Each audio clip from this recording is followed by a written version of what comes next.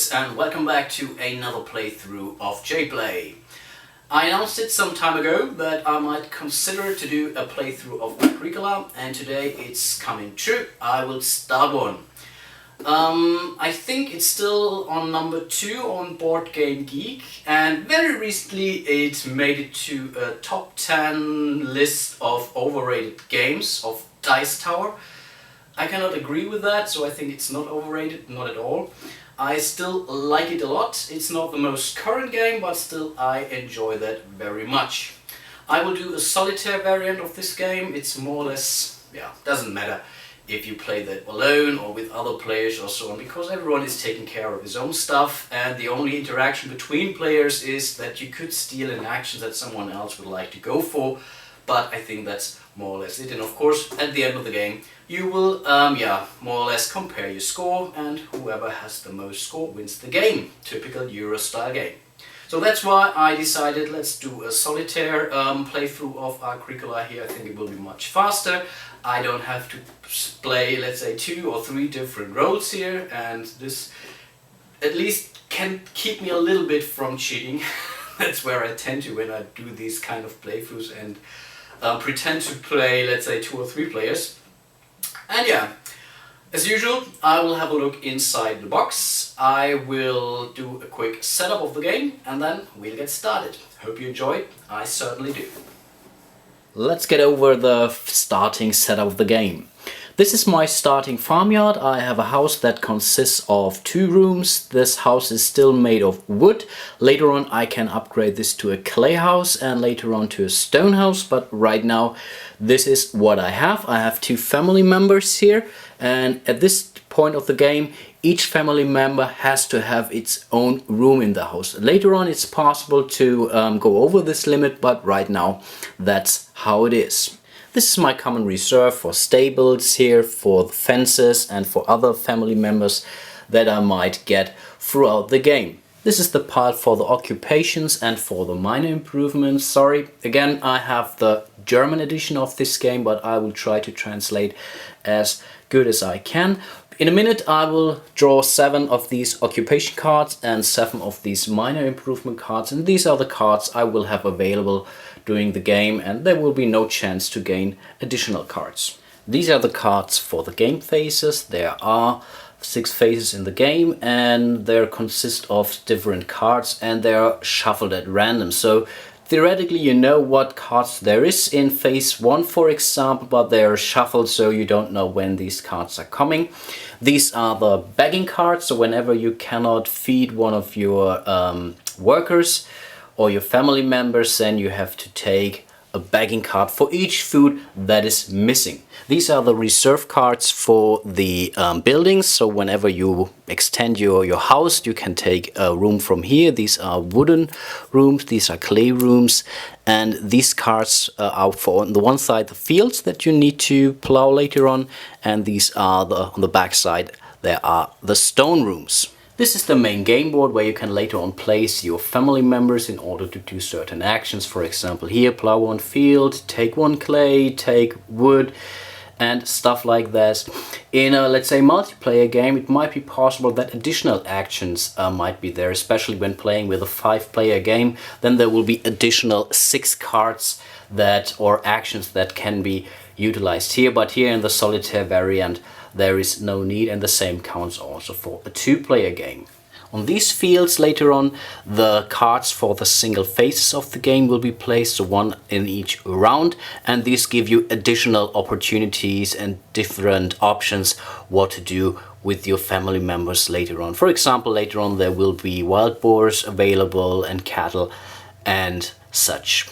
After the end of each phase there is a harvesting, so after round 4, for example, there's a harvest, then again after round 7 and so on. And this is for once where you harvest your fields apparently, and the other thing is that you have to feed your family members during the harvest.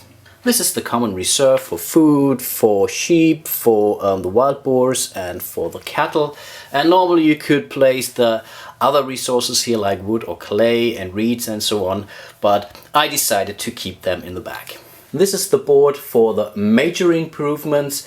I will come to them later on when we will, let's say, purchase our first major improvement. That will make our life definitely a lot easier. So these cards have been shuffled, so I will now draw 7, 1, 2, 3, 4, 5, 6, 7 of these occupation cards, and also 7 of these minor improvement. 1, 2, 3, 4, 5, 6, 7. There are 3 different decks in this game. So there is an entry deck, so basic deck, then there is an interactive deck and a complex deck, and I decided to go with the easy deck for this playthrough here. It's still fancy enough, but it might not be that sophisticated when playing with the complex deck, for example. Let's have a look at our occupation cards. So this is the Stable Master. This extends the, more or less the limits of animals in a stable that's not been fenced. Then, then we have the Architect, the Grocer, Dog Worker, the Woodcutter, the Mendicant, and the Master Brewer. I think I will explain all these cards when I will play that, and I will also explain why I have used this card, or at least I will try to explain that. Let's have a look at the minor improvements next. This is the baking tray. This is the Gypsy's crock. Not so sure if that is really politically correct. A raft. Then this is the builder's trowel. Then a stable. Then it's a butter charm and the stonehouse extension. Also, as with the occupations, I will explain these cards once I play them. Maybe one little remark at this point in time. You see the cost that you have to pay in order to play this card. Sometimes there's a requirement on the top left of this card. Right now, I don't have any of these cards here. And you see these arrows that are showing to the left. Normally you would give these cards to your left neighbor. In a solo play, you just remove them from the game. An additional exception: in the solo variant, you start the game with 0 of these food coins. So this is really something you have to take care of. And additionally, you have to feed 3 of these food coins instead of only 2 to your adult family members. As in the normal multiplayer variant, let's say infant family members, so basically these who are born in this round, only need to be fed with 1 food token. We are more or less prepared, so I think we can just get started. First thing that happens during a round is we have to reveal the first of the round cards.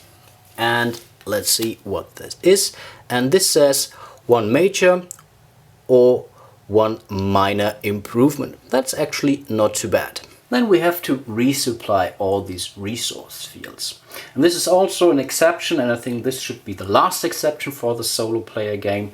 You only gain 2 wood each round. So we will put 2 wood in this card here. We have 1 clay, 1 reed, and 1 food here to the fishing action. Next we come to the worker placement phase. Right now we only have these 2 workers or family members here, so we take our first one and place it here. So we would take now these 2 woods and put it into our reserve. And with the second one, I think I will go for this minor improvement down there. So I will place the second worker here. So this allows me now to either go for a major improvement, but right now I don't have the proper resources to do that.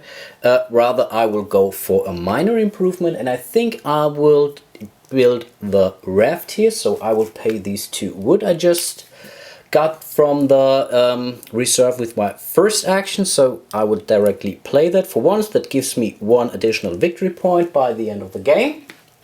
And additionally, this card now, the raft, allows me that each time I'm using the fishing action, I will gain either 1 additional food or 1 reed, and this is not too bad. And I will play all the cards I have been played beside my farmyard here, though that I hopefully don't forget that I'm using them.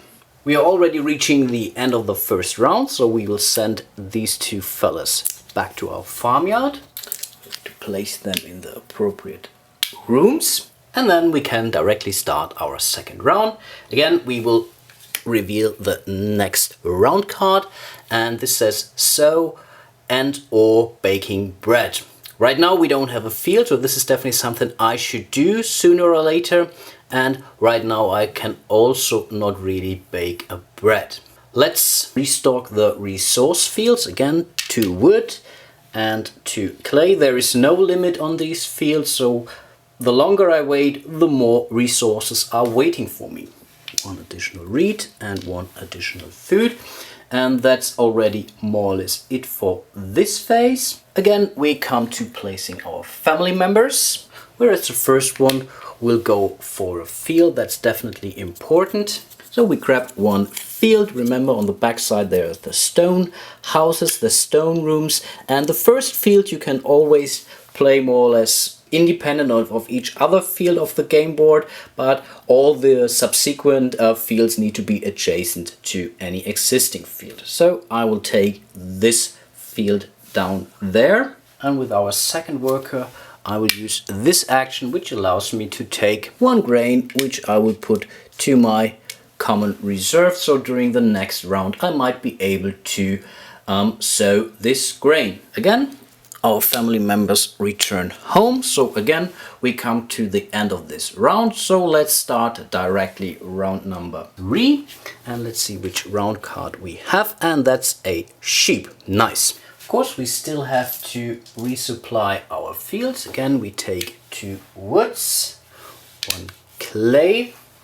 And this time we also get a sheep here. And of course, we must not forget the reed and the fishing action down there. Let's go for our worker placement. So let's take our first worker, and this time again I will go for the 4 wood, and with the second family member I go for another minor improvement, and this time I will build the stable, so I have to pay 1 wood for that.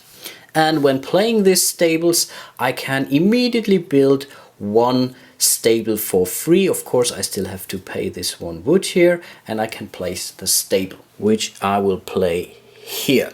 So now with this stable I'm able to store some animals. Without any stables or any fences they would run away and I cannot keep them on my farmyard. Note that I can keep 1 animal in the house, not per room, really 1 animal in the whole house.